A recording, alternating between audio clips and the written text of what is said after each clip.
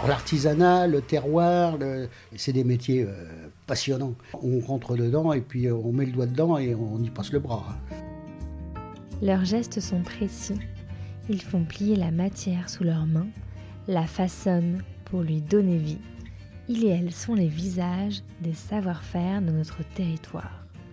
Avec notre podcast et grâce au soutien de la région Centre-Val de Loire, on leur tend le micro pour qu'ils et elles nous fassent découvrir leur métier. Bienvenue dans le podcast de l'or dans les mains. Les poires tapées, c'est un savoir-faire qui remonte au XIIe siècle. De retour des croisades, les paysans ont appris à conserver les fruits en les faisant sécher, ce qui permettait de les conserver plusieurs années. Ce savoir-faire a été redécouvert par Christine et Philippe qui remettent en état des vieux fours de leur village pour réhabiliter cette ancienne recette. Ils créent alors de nombreux produits à base de pommes et poires tapées et sont désormais courtisés par des restaurants et leurs chefs dans toute la région. Je retrouve Philippe dans sa boutique pour qu'il nous raconte son histoire. Bonjour Philippe. Bonjour. Vous pourriez vous présenter en quelques mots? Alors, Philippe Blot, je suis producteur de poires et de pommes tapées et gérant avec mon épouse de la société Reine de Touraine qui fait les derniers produits de fruits cuits de Touraine, c'est-à-dire la poire tapée, la pomme tapée et aussi le pruneau de Tours qui est le plus vieux pruneau de France. C'est un métier qui avait disparu et que vous avez un peu réinventé? Alors ça avait totalement disparu à partir du moment où les dernières facturations de poires tapées, pommes tapées en Touraine ont été faites connues sont en 1932. Alors la poire tapée, pommes tapées et pruneaux n'ont pas disparu totalement puisque ça continue à se faire dans les fours de cuisinières, dans les fermes. Ce qui avait disparu, c'est la technique des grands fours. C'est-à-dire c'est dans des grands fours où on met 180 kg ou 200 kg de poires d'un seul coup pour faire des poires tapées. Bon, les prunes, c'est 90 kg, les pommes, c'est 180 kg. C'est des grosses quantités, on va dire. Mais alors, c'est quoi une poire tapée ou une pomme tapée?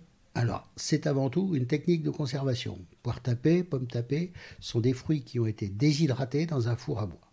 C'est à l'origine. Aujourd'hui, il y en a qui travaillent en four électrique, mais on n'a pas tout à fait la même qualité. Et donc, ça se passe comment? Alors déjà, ces grands fours-là, avant de les mettre en route pour une saison, on va mettre une semaine à les chauffer, à les amener à la bonne température. C'est des fours en quelle matière? Les plus anciens qu'on a utilisés, c'est à partir du XVIe siècle. C'est des fours qui sont en pierre, donc en tuffeau, ou en briques. Et il existe aussi des fours en briques et tuffeau. Et ils ne se chauffent pas de la même façon. Donc on va chauffer le four. Donc ces fours-là ont horreur du choc thermique. Donc la première chose qu'il va falloir faire, ça va être de les chauffer tout doucement, de les monter tranquillement en température. Premier jour, on va faire une chauffe avec l'équivalent d'un gros fagot de bois. Surtout pas utiliser de sarment parce que c'est trop violent. Avec du bois assez, on va dire assez fin pour faire une chauffe qui va être toute douce. Le lendemain, on va faire une deuxième chauffe qui va être un petit peu plus forte. On double, grosso modo, on double la quantité de bois à chaque chauffe. Pour arriver au bout de 5 jours à mettre carrément pratiquement un demi-stère de bois dans le four et c'est une grande chauffe. Et là, le four va être prêt à travailler. Donc c'est plusieurs jours de travail. Donc c'est une semaine de travail pour mettre le four en route. Et ensuite? Et après, il va pouvoir travailler pendant 6-7 mois, puisqu'on ne va plus avoir de descente de température, surtout d'humidité. Le four étant chaud, il n'y aura plus d'humidité qui sera dedans, et on va pouvoir travailler pendant plusieurs mois de suite. Nous, on commence au mois de septembre. Là, on vient de commencer les premiers fours, et on va finir fin juin, début juillet, si les récoltes sont suffisantes pour aller jusqu'à cette période-là. Est-ce que vous avez vos propres poiriers et vos propres pommiers? Alors non, on n'a pas nos propres vergers, chacun son métier. Alors, les arboriculteurs savent très bien travailler, à un tel point c'est que dans les années 60-70, les fruits de Touraine étaient connus comme les meilleurs fruits de France. Quand on voulait des fruits de première qualité, il fallait venir chercher en Touraine. On travaille avec des arboriculteurs qui ne sont pas forcément bio, mais qui travaillent en ce qu'on appelle en agriculture raisonnée. Ils traitent ce qu'il faut, quand il faut, mais pas plus qu'il faut. Nous, on s'est transformés. Eux, ils savent bien cultiver. Et donc ces fruits, ils arrivent quand ils sont récoltés en septembre? Alors là, les récoltes ont commencé donc pour la William aux alentours du 15 août en Touraine.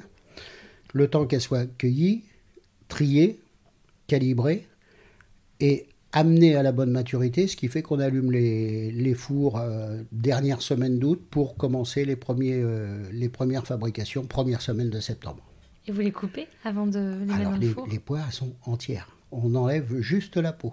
On laisse les poires entières et c'est par la chaleur du four qu'on va les déshydrater. C'est une technique de conservation. Pourquoi on appelle ça taper ? Alors taper, parce qu'avant leur dernier passage au four, on va les aplatir. Taper en vieux français, ça voulait dire aplatir. Donc finalement, c'est des poires et des pommes presque plates. Elles sont plates. Elles sont plates. Ça fait grosso modo entre 5 et 10 mm d'épaisseur. Et en fait, on les aplatit, c'est pour pouvoir finir la déshydratation à cœur. Parce que ce qui fait pourrir les fruits, c'est l'eau. Quand on arrive au bout du 4e jour, le vendredi, à des fruits qui sont tout fripés, on voit bien qu'à l'extérieur, ils sont parfaitement déshydratés. Mais à cœur, on n'en sait rien, elles sont entières. Donc près des pépins, on n'en sait rien. En les aplatissant, on va avoir une faible épaisseur, ça augmente la surface du fruit, on les remet dans les claies, et là, on les repasse une dernière fois dans le four pendant 2 jours. On ne va pas réchauffer le four, il est encore entre 60 et 80 degrés, ce qui va suffire. Est-ce que c'était une technique à l'époque qui permettait de conserver des fruits quand on n'avait pas de frigo ? Exactement, parce que les poires, on arrive à les garder, quand elles sont cueillies vertes, une dizaine de jours. Et une poire tapée, une trentaine d'années sans souci. Et vous, c'est quoi votre histoire ? Comment est-ce que vous vous êtes retrouvés à la tête des Reines de Touraine ? Alors notre histoire avec mon épouse, c'est une histoire assez rigolote, on va dire. Parce que moi, mon métier, c'est aiguilleur du ciel. Donc j'ai été muté par mutation professionnelle, on est arrivé en Touraine. Et puis, pour se loger, on a acheté une maison, ici, à Rivarennes, et on ne savait même pas que la poire tapée, ça existait. Pour s'intégrer dans le village, on s'est inscrit à une association. Comme le foot ou la pétanque, c'est pas trop mon truc, il y avait une association qui faisait des veillées avec toute une grosse partie des habitants du village. Donc, bonne aubaine, parce que c'était une façon de pouvoir connaître les gens du village. Et puis, on s'est intégré de plus en plus dans l'association. Et un jour, on s'est aperçu qu'il fallait faire quelque chose autour de la poire tapée, parce que les gens qui venaient au musée qui avait été créé par cette association venaient au musée et disaient la poire tapée c'est bon, mais le problème c'est qu'on est obligé de revenir à Rivarennes. J'étais pas trop chaud pour que mon épouse travaille parce que c'était économiquement pas forcément rentable. Donc un jour elle m'a dit si je fais quelque chose autour de la poire tapée, pour moi qu'est-ce que t'en penses? J'ai dit là ok on y va. Elle voulait faire un petit truc, on a commencé, on était 2 et demi. Et puis maintenant, on est 7. Rivarennes, c'est vraiment le village d'origine de la poire tapée ? On va dire les fruits cuits de Touraine. Les fruits cuits de Touraine commencent par le pruneau. Et c'est au retour, là les dates sont parfaitement établies, c'est au retour de la 2e croisade, quand Aliénor d'Aquitaine s'installe entre Chinon et Fontevraud, qu'elle va encourager l'implantation des pruniers en France. D'où l'expression « y aller pour des prunes ». Parce qu'ils sont allés à Damas, ont pris une raclée en faisant le siège de Damas, et quand ils sont rentrés, ils avaient dans leur bagage les pruniers. Ils sont allés pour des prunes. Aliénor a encouragé l'implantation des pruniers. Les paysans, eux, étaient allés en croisade. Ils ont servi surtout de chair à canon. On sait ce que fait un paysan quand il va quelque part, il regarde ce que font les copains, puis quand il rentre chez lui, il essaye d'en faire autant, surtout si ça peut rapporter un peu de sous. Au retour des croisades, ils rentrent chez eux, ils ont appris à faire du pruneau, de la date, de la figue. Bon, date et figue, c'était pas trop. Mais Aliénor est en train d'encourager l'implantation des pruniers. Donc ils vont commencer à faire du pruneau, puisque les seigneurs ruinés vendent aux paysans les plus riches des droits féodaux, et les 2 principaux qui vont intéresser la Touraine, c'est le pressoir et le four à pain. Pressoir, développement du vin, qui est déjà là depuis longtemps. Four à pain, apparition du pruneau, puisque les paysans ont appris à le faire au Moyen-Orient. Et cette technique, qui est une technique de conservation, ils vont l'appliquer aux fruits locaux les plus fragiles. D'abord la poire, ensuite la pomme. Ce qui a donné la poire tapée, la pomme tapée, qui ont changé de nom au fil du temps, parce qu'au départ, la poire tapée, ça s'appelait des daguenelles. En vieux français, c'est l'équivalent de poire tapée. Et aujourd'hui, le four, il est en train de chauffer ? Il a été chauffé hier. J'ai enfourné hier en milieu d'après-midi. Et puis, on va le laisser travailler jusqu'à demain matin. Demain matin, je vais tout sortir. Je vais remettre le feu dans le four pour remonter la température. Et pendant ce temps-là, les fruits, on va tous les retourner et les retasser sur les claies. Parce que ça déshydrate plus d'un côté que de l'autre. Et contrairement à ce qu'on peut penser, c'est côté voûte que ça déshydrate le plus et non pas côté sol, même si la sol paraît plus chaude que la voûte puisqu'on fait le feu dessus. Donc on va les retourner. Pendant ce temps-là, le four va chauffer. Une fois que le four va être arrivé à la bonne température, qui va être déterminée en fonction de l'avancement des fruits, donc là c'est tout le savoir-faire et le feeling qui va jouer. Les fruits retournés, le four arrivé à température, on nettoie le four comme pour faire du pain et on va réenfourner. Jusqu'à, là on est mercredi, donc jeudi matin, même opération. On sort tout, on retourne, on remet le feu. Une fois que tout est fait, on réenfourne et on va attendre le vendredi. Donc vendredi matin, ça va être un peu particulier. On va sortir les clés une par une, mettre les poires en tas sur la clé, de façon à ce qu'elles refroidissent moins vite. Parce qu'on va les aplatir avec un instrument qui est typique de Rivarennes, qui s'appelle une platissoire.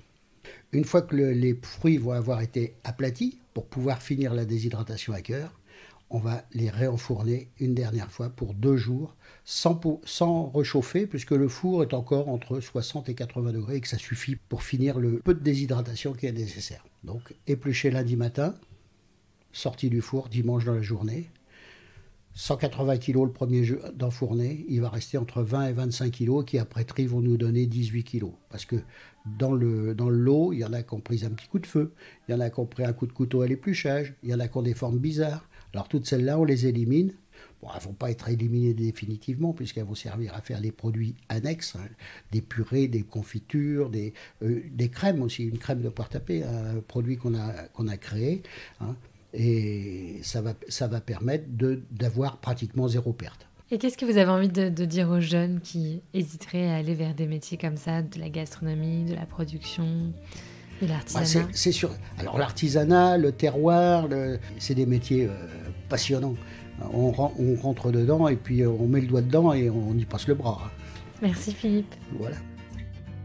Et voilà. Fin de l'épisode. C'était un podcast de l'or dans les mains avec le soutien de la région Centre-Val de Loire. Merci à Malo de Saint-Venant pour le montage et à Oscar Meurer pour la musique. De l'or dans les mains est une association qui a pour mission de sensibiliser la nouvelle génération aux métiers manuels. Nous concevons des outils pédagogiques comme ce podcast pour faire découvrir aux jeunes ces métiers et nous intervenons dans les établissements scolaires avec les artisans du podcast pour susciter des vocations. Vous pouvez nous suivre sur les réseaux sociaux, vous abonner à notre newsletter et même adhérer à notre association. À très bientôt!